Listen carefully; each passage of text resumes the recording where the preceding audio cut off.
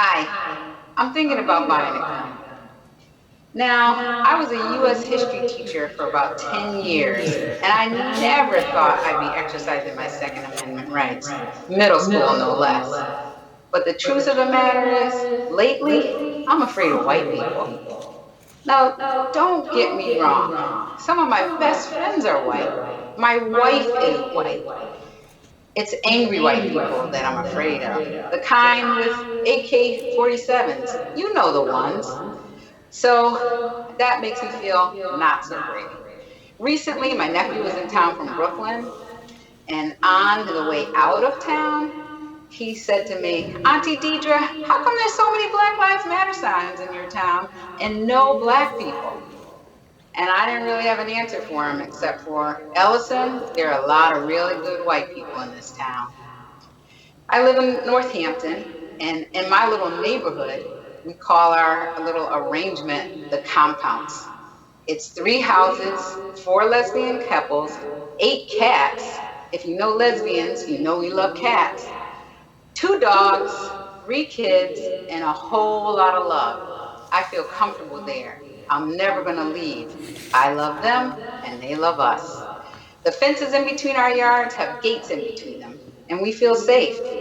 If you take a walk around our block, you'll see that there are 15 times Black Lives Matter signs and there are Black people. It's me. I'm the Black people.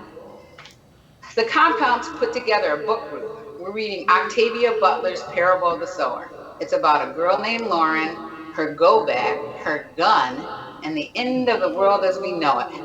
One of my compound book group buddies, Tara, said, Deidre, I'm going to get my firearms safety license. You want to come with me?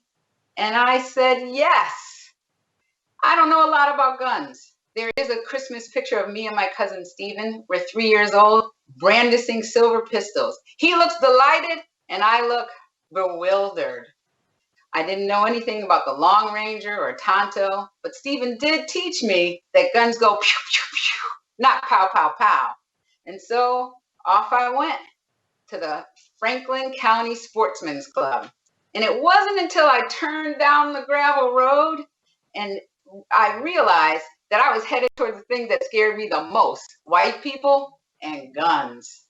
But as the trees got thicker and the sound of guns got louder, I got scareder, but I knew I couldn't turn around because Tara was in the parking lot and I'd already paid my $100.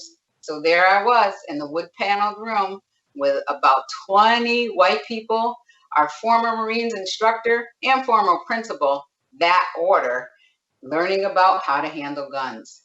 And he told us that he was going to tell us all we need to know.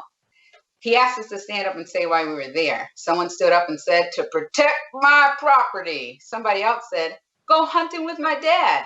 Tara stood up and said, to get the long arm hanging over the hearth in my grandmother's homestead. And someone else said, to exercise my Second Amendment rights. I kept my mouth shut. I didn't need to tell them that I was in that room because of them. So I learned all I needed to know and headed home.